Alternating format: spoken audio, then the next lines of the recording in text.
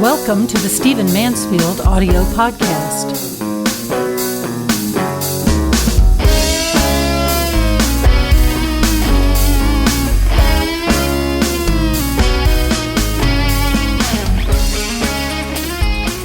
So let's try to learn together in this podcast a little bit about leadership and leadership communications, and a little bit about the new Trump administration that has taken the lead in America.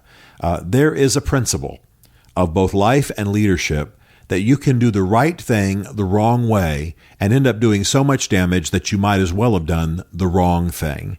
And I believe that the Trump administration, in its recent ban on immigration, has done something that ultimately needed to be done. And let me explain, if you disagree with me right off the bat, ultimately needed to be done and could have been done very constructively, but they did it badly. They communicated it poorly, and as a result, we have absolute tumult in the United States. Now, for those of you who don't know what I'm talking about, this last Friday afternoon, January the 28th, Donald Trump signed an executive order called Protecting the Nation from Foreign Terrorist Entry into the United States, and issued it that time, announced it at that time.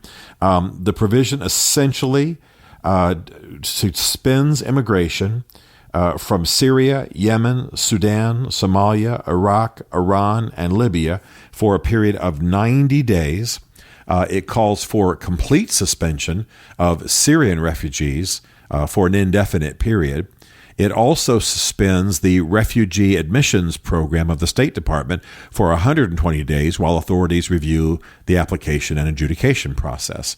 So all of this to say that the attempt here was to restrict immigration from countries that have a record of allowing their immigration process into the United States to facilitate terrorists. The goal also, by the way, is to drop the total number of refugees coming into the United States from 50,000 to 85,000, which was its max during the Obama years. The Trump administration did not restrict immigration from the top 7 most populous Muslim countries, so this was not primarily anti-Muslim. A lot of people misunderstood that. This was primarily anti-terrorist, and it was an anti-terrorism act focused on the countries that have actually been known to violate the immigration process, and in which from which terrorists have been facilitated. Now, I want to say it was largely a right move executed badly. What should have happened is that the United States government should have begun working intensely with countries that had allowed terrorists to come through their process, come into the United States from their nation with their passports and their visas and their certifications, their paperwork. The United States should have set objectives, should have set standards, should have set extreme vetting standards, and begun to make it the responsibility of those countries to check whom they were allowing to come to the United States. We're going to hold you responsible if somebody comes and shoots up an airport and they are from you, Yemen. You have to check these people before you send them our way. You have to check these people before you put them on Western-bound jets. You have to do it. You have to up your standards, or we will cut off immigration completely. That's what should have happened. It should have happened quickly. It should have happened clearly. It should have happened through diplomatic channels, and it also should have happened with a very clear time limit on it. To do it the way that it was done, to declare it instantly, meant people literally got on airplanes from some of our allies, Iraq, for example, landed in the United States, and when they got here, their visas were no longer any good when they were good when they left the country of origin. It was badly done. It was thrust on people.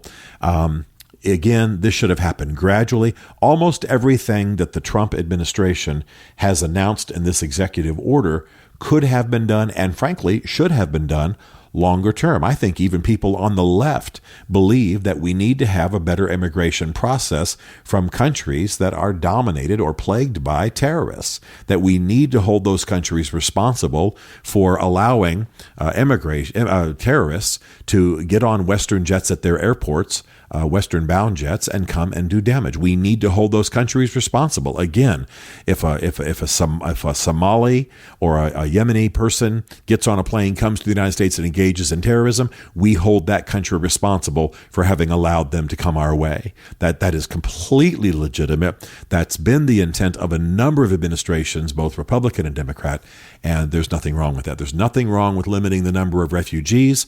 There's nothing wrong with confirming this process. And there's nothing wrong with the suspension of privileges to countries that do not cooperate. All of that would have been found. A bit would have been fine. Most of it's been done by previous administrations, left and right. It needed to be done a bit more gradually. It needed to be done through diplomatic channels. It needed to be done in a way that was announced publicly. But it wasn't. It was done suddenly. It was done dramatically. It was done for effect. And it was done badly.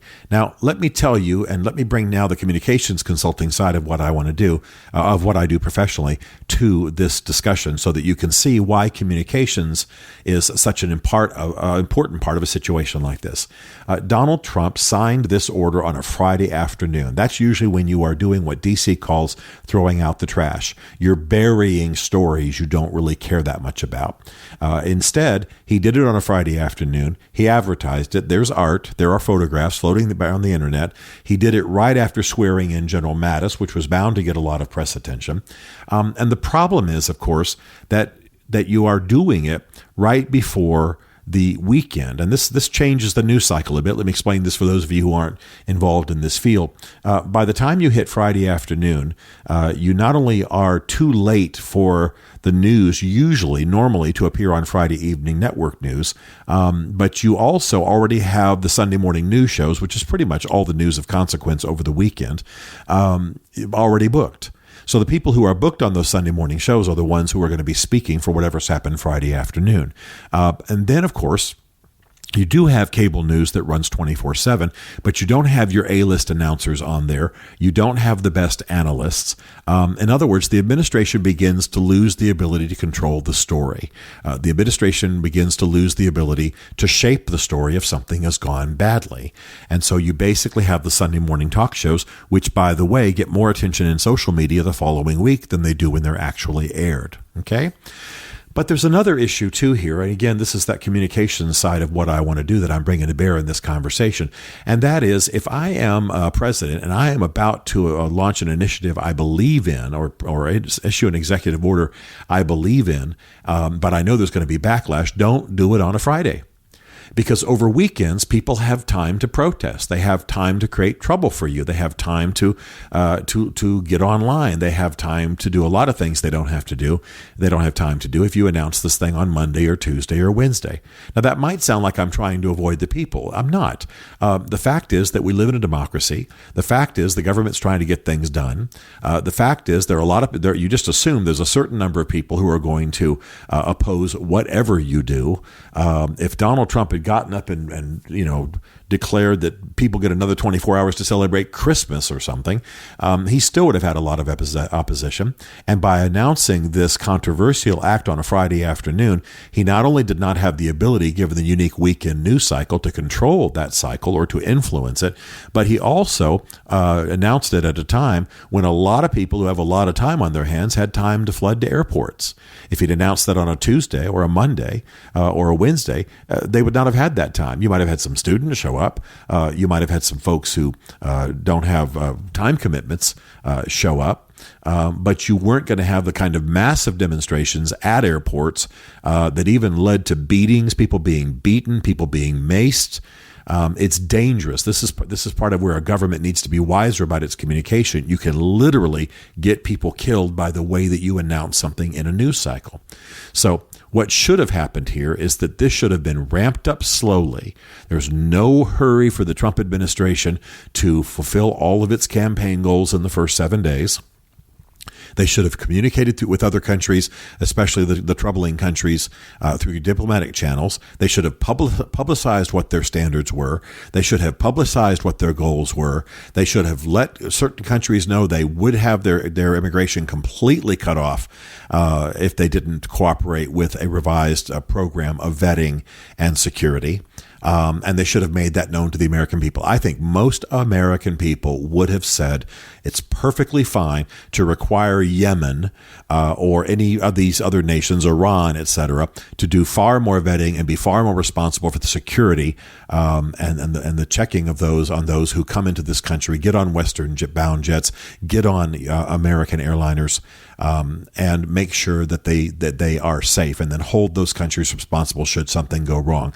That is perfectly legitimate. But to do it in one weekend and let it have the feel that it's largely about banning people who are running from murderous persecution in the first place almost sounds like you're cooperating with ISIS, like you're closing your gates so that ISIS can machine gun people at the gates of the United States of America.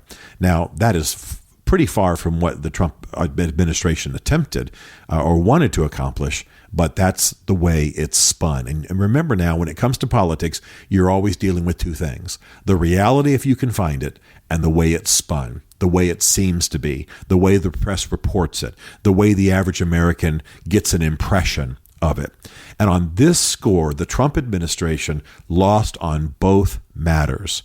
They did the wrong thing that could have been, by doing it differently, the right thing, because the objectives were basically right, and most Americans agree with them. They did somewhat the right thing the wrong way, and then they lost control of the spin, which is the same thing as saying you lost control of information about the story. So we have riots, we have legal actions, we've even had judges oppose this action based on inaccurate information. Most Americans are ill-informed. Foreign governments are held to almost no account. In fact, they're allowed to sit over there and gripe and bellyache as though they haven't contributed to this crisis.